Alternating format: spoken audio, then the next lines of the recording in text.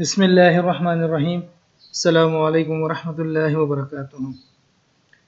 اگر آپ دین و دنیا کی ترقی، رزق حلال اور رزق میں کشادگی اور اپنا گھر خریدنا چاہتے ہیں، قرض اتارنے کی کوئی صورت نظر نہیں آتی، ان سب کے لیے یہ وظیفہ سارا دن کثرت سے پڑھا کریں۔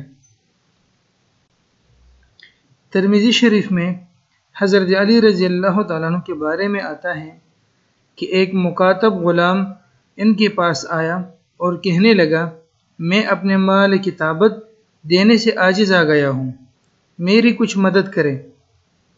اس پر حضرت علی رضی اللہ عنہ نے فرمایا، کیا میں تمہیں کچھ ایسے کلمات نہ سکھاؤں جو رسول اللہ صلی اللہ علیہ وسلم نے مجھے سکھائے تھے؟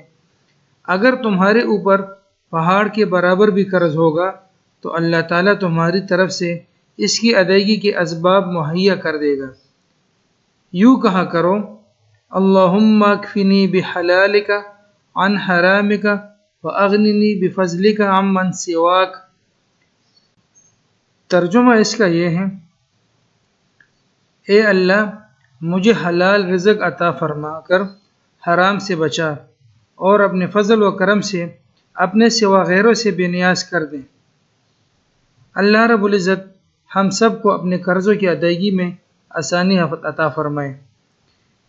ایک بات ملحوظ خاطر رکھنی چاہیے کہ اگر کوئی مسلمان کسی سے قرض لے اور اس نیت سے لے کہ میں انشاءاللہ یہ قرض واپس کروں گا، تو اللہ رب العزت اس کے لیے قرض کی واپسی میں آسانی فرماتے ہیں۔